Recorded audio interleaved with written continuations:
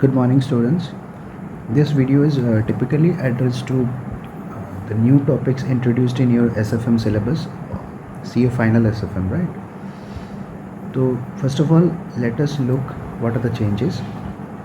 देखो, SFM में mutual fund chapter में आपका दो कॉन्सेप्ट ऐड हुआ है.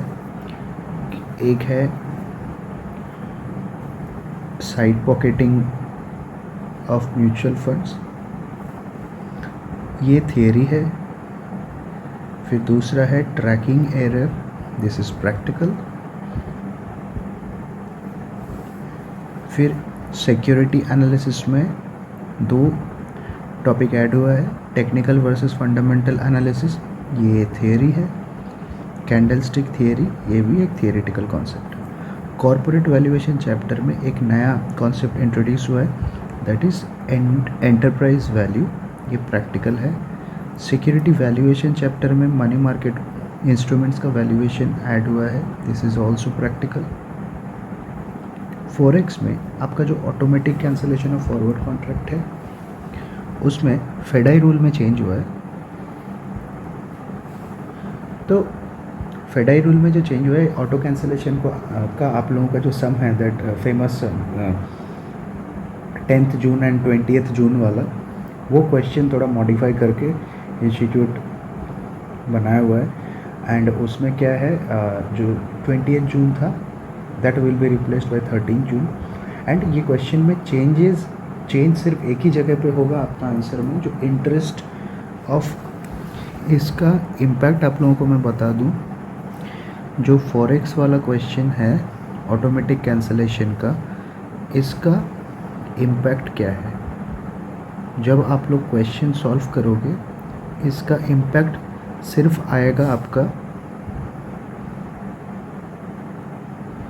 इंटरेस्ट ऑन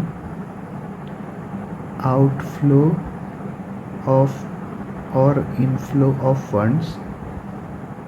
जो कैंसिलेशन चार्जेस हम लोग कैलकुलेट करते हैं ना, उसमें एक पार्ट है interest on outlay of funds, उसमें ये न्यू फेडाई रूल का इम्पैक्ट आएगा. इसमें आप लोग 3 days का इंटरेस्ट कैलकुलेट करोगे. So this is the only change in FEDAI rule. बहुत लोग बहुत कुछ बोल सकते हैं, बहुत बड़ा चेंज है फॉरेक्स में, ये है वो है, कुछ नहीं है. जो सम आप पहले करते हो एज इट इज़ करना. सिर्फ इंटरेस्ट ऑन आउटले का जो पोर्शन है उसमें आप 3 दिन का इंटरेस्ट चार्ज करना. तो फॉरेक्स वाला जो चेंज है वो तो आप लोगों को मैं बोल दिया, ऑलरेडी बता चुका हूँ. Now without wasting any further time, let us move on to mutual fund. Mutual fund में आप लोगों का जो चेंजेस हुआ है, let's go to that. Mutual fund में यस,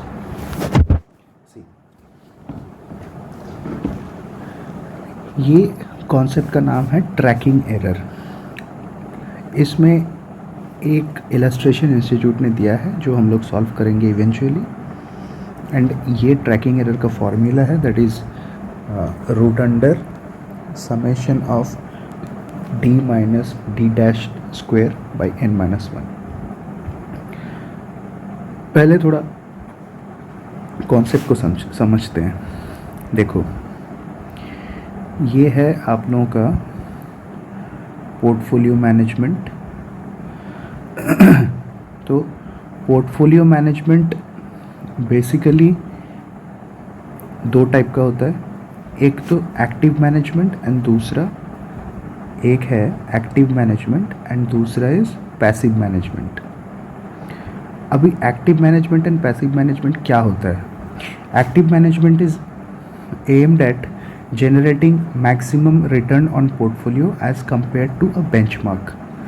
तो generally portfolio क्या होता है? Portfolio is basically a replica of market, और portfolio means a replica of a benchmark. that benchmark could be Nifty or BSE Sensex, right. ये benchmark के हिसाब से पोर्टफोलियो मैनेजमेंट डिज़ाइन होते हैं। तो एक्टिव मैनेजमेंट में जनरली परफॉर्मेंस इवेल्युएट करते हैं हम लोग पोर्टफोलियो का। उसका 3 मेजर आप लोग पोर्टफोलियो मैनेजमेंट थियरी में सीख चुके हो। One is Sharpe ratio, second is Treynor's ratio, third one is Jensen's alpha. इसका कैलकुलेशंस आप लोगों को आई एज्यूम कि ऑलरेडी पता है, एंड यहाँ पे मैं उसका टेक्निकलिटी में ज़्यादा नहीं जाऊँगा। Let us understand what is passive management. Passive management is इसमें portfolio replicates the proportion of benchmark, that is Nifty और Sensex। देखो, पोर्टफोलियो मैनेजर हमेशा ये चाहेगा कि उसका portfolio as near to the benchmark हो। द रिस्क, यहाँ पे कुछ रिस्क है। The risk that the portfolio manager is unable to track and replicate the benchmark. तो वो कोशिश तो कर रहा है कि मार्केट को रेप्लिकेट करे, but eventually some difference will be there. ये डिफरेंस क्या है? Difference between the portfolio and benchmark. जब परफॉर्मेंस इवेल्युएट करेंगे हम लोग, उसमें there will be some difference between the portfolio and the benchmark, and this difference is known as tracking error. So अभी tracking error क्या है, उस चीज़ आई होप आप लोग समझ गए हो कि ट्रैकिंग एरर होता क्या है भला। अभी क्या है, there are some reasons behind this differences. Portfolio में there is transaction cost, fees charged by asset management companies. Portfolio run करने का कुछ खर्चे हैं, दैट इज़ फंड एक्सपेंसेस। और पोर्टफोलियो में एक कैश बैलेंस हमेशा मेंटेन किया जाता है टू रन एक्सपेंसेस। ये जो कैश बैलेंस है ना, ये समझो इन्वेस्टर्स ने पोर्टफोलियो मैनेजर को 100 लाख रुपीज़ दिया, बट पोर्टफोलियो मैनेजर ने इन्वेस्ट किया 99 लाख। 1 लाख वो कैश बैलेंस मेंटेन कर रहा है। तो ये 1 लाख तो इन्वेस्ट हुआ नहीं, 1 लाख तो आइडल है, इसमें तो रिटर्न कुछ आएगा नहीं। तो ऑब्वियस सा बात है, ये जो 1 लाख है ये भी वो एरर का पार्ट है, रीज़न है। And last reason is sampling biasness. इसका थियरी जो है उतना there can be a question, what are the reasons behind tracking error. तो आप लोग इसका आंसर देखो, एक 4 मार्क का थियरी क्वेश्चन पॉसिबल है यहाँ से। तो इसका आंसर आप लोग ये ऐसा लिखना कि there is transaction costs involved, fees charged by AMCs, fund expenses, cash balance holdings leads to non investment of certain funds, sampling biasness, right. अभी इसका प्रैक्टिकल जो ट्रैकिंग एरर का प्रैक्टिकल सम कैसे सॉल्व करेंगे, देखो इंस्टीट्यूट यहाँ पे एक पर्टिकुलरली एक सम दिया है। Let us read the sum. From the following details of a passive portfolio mutual fund, देखो यहाँ पे मेंशन किया passive mutual fund portfolio and the benchmark it tracks. यहाँ पे कौन सा बेंचमार्क वो ट्रैक कर रहे हैं? Sensex, that is Bombay stock exchange. Calculate annualised tracking error, ठीक है। अभी क्या डेटा कौन कौन सा मंथ का दिया है? जनवरी, फरवरी, मार्च, अप्रैल, मई, जून, जुलाई, 7 महीने का डेटा दिया है। म्यूचुअल फंड का क्लोजिंग NAV दे दिया है, एंड सेंसेक्स का क्लोजिंग वैल्यू दिया हुआ है। इसमें से हम लोगों को ट्रैकिंग एरर निकालना है and annualised tracking error, right. चलो सॉल्यूशन देखते हैं। फर्स्ट स्टेप में हम लोग रिटर्न कैलकुलेट करेंगे। तो फेब्रवरी, देखो जनवरी का पहले का डेटा दिया नहीं है तो जनवरी का रिटर्न हम लोग कैलकुलेट नहीं कर पाएंगे। अभी ये जो कैलकुलेशन ऑफ रिटर्न है ना, this is typically holding period return. Mutual fund में हम लोग जो होल्डिंग पीरियड रिटर्न निकालते हैं that is closing minus opening divided by opening into 100। तो ये दोनों का डिफरेंस, जैन फेब का डिफरेंस सी, यहाँ पे कैसे करोगे, जैन फेब का डिफरेंस आया यहाँ पे, फेब मार्च का डिफरेंस आया यहाँ पे, मार्च अप्रैल का डिफरेंस आया यहाँ पे, अप्रैल मई का डिफरेंस आया यहाँ पे,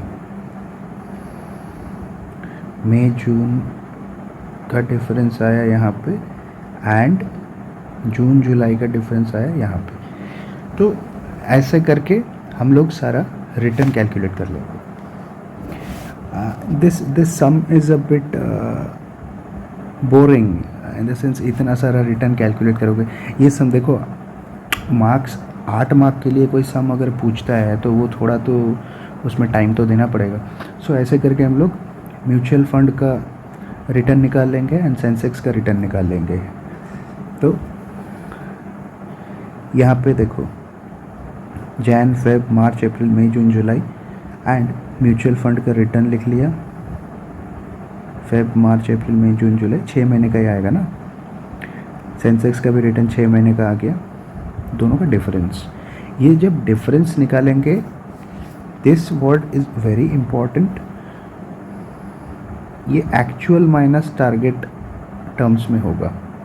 मतलब हम लोग जब डिफरेंस निकालेंगे, mutual fund is actual and target is Sensex, so actual minus target करेंगे तो वो डिफरेंस यहाँ पे आया। एक्चुअल माइनस टारगेट बोले तो म्यूचुअल फंड माइनस सेंसेक्स, तो 3 माइनस 6.67 ये आया। तो ऐसे करके डिफरेंस आ गया and this difference is denoted by D. अभी नॉर्मल, अभी ये सम अब हम लोगों का modern portfolio theory, portfolio management जैसा हो गया। तो डी आ गया, ये डी का टोटल है -8.08 एंड उसके बाद हम लोग डी डैश निकालेंगे, डी बार बोलते हैं जिसको मीन निकाल लिया -1.34। Next step is D minus D bar, ये आ गया, then D minus D bar whole square. Basically हम लोग को यहाँ पे स्टैंडर्ड डिविएशन निकालना है, डिफरेंस का स्टैंडर्ड डिविएशन। जो डिफरेंस आया ना, डिफरेंस का standard deviation is trekking error. तो अभी डी माइनस डी स्क्वायर, इसका समेशन किया, समेशन को डिवाइड जब करोगे ना, देखो एक चीज़ यहाँ पे ध्यान देने वाला है, जब हम लोग पोर्टफोलियो थ्योरी करते हैं वहाँ पे डिवाइडेड बाय n करते हैं, बट जब ट्रैकिंग एरर निकालेंगे डिवाइडेड बाय n-1 करोगे। तो n क्या है, नंबर ऑफ ऑब्जर्वेशन, यहाँ पे n है नंबर ऑफ ऑब्जर्वेशंस। आप लोग गलती से यहाँ पे 7 लिख सकते हो बिकॉज 7 महीने का डेटा दिया है, बट एक्चुअली में हम लोग जब रिटर्न कैलकुलेट कर रहे थे तो ओनली 6 मंथ्स का रिटर्न आया है। तो एंड में 6 बिठाओगे 5, सो ऐसे करके वेरिएंस आ गया, वेरिएंस इज 15.372, वेरिएंस आया आप लोगों का 15.372 एंड फिर उसका स्टैंडर्ड डिविएशन करोगे, उसका स्क्वायर रूट कर देना 3.92 स्क्वायर। ये जो आया ये मंथली टर्म्स में आया। अभी कैसे मंथली आया, क्वेश्चन में क्या बोला था देखो, ये सिर्फ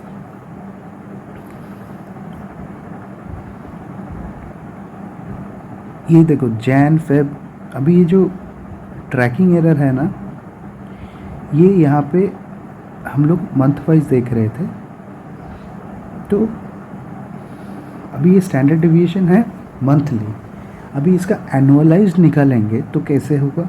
एनुअलाइज स्टैंडर्ड डिविएशन, ये सेम कॉन्सेप्ट, ये जो कॉन्सेप्ट है इसका सेम कॉन्सेप्ट हम लोग वार में अप्लाई करते हैं। तो 3.92% मंथली है।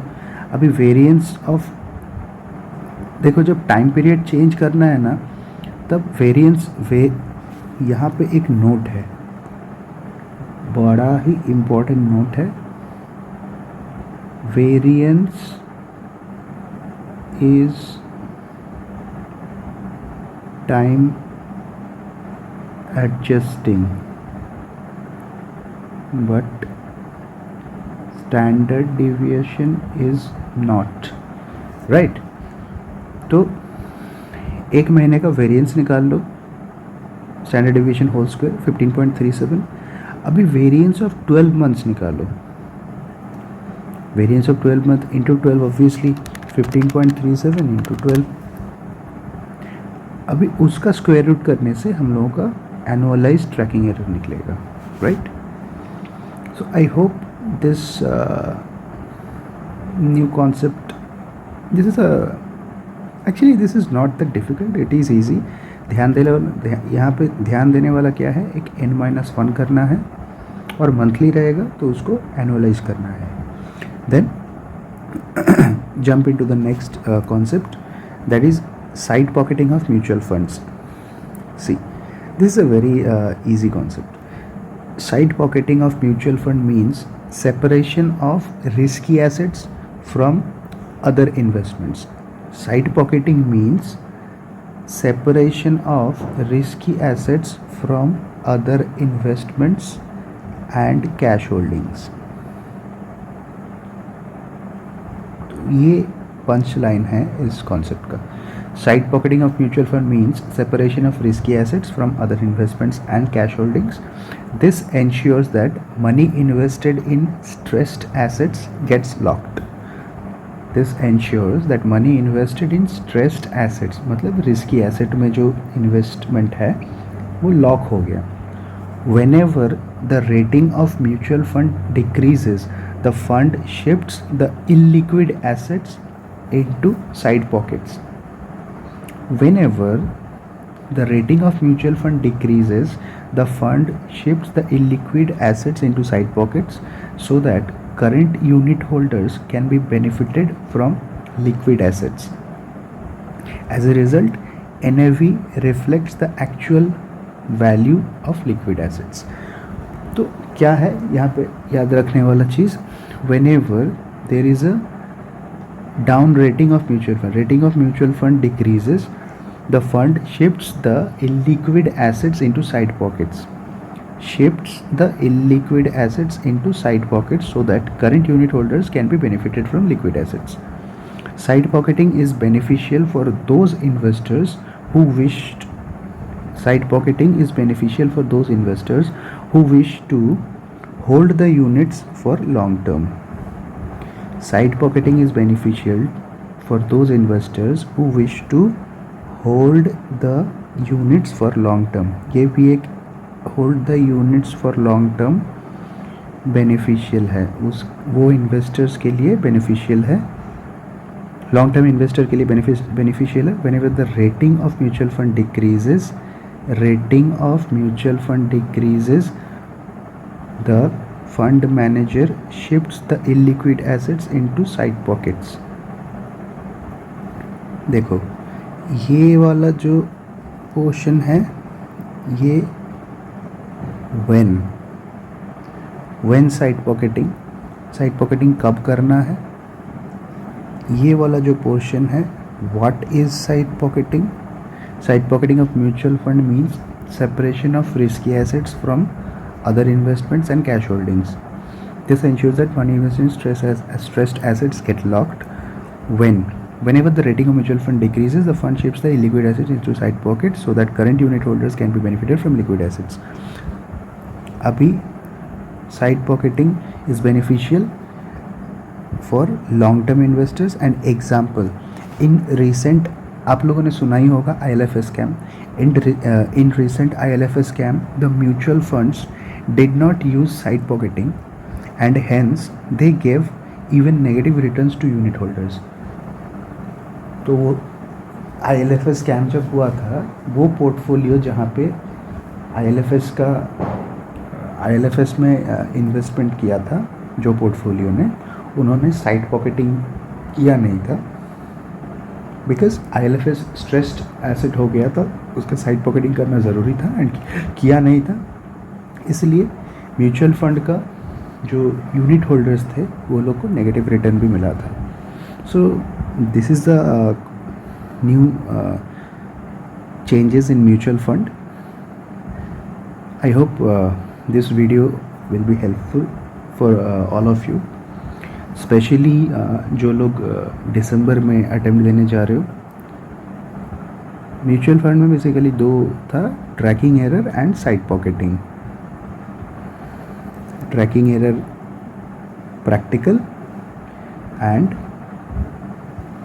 There is side pocketing of mutual fund. I hope आप लोगों को समझ में आया होगा.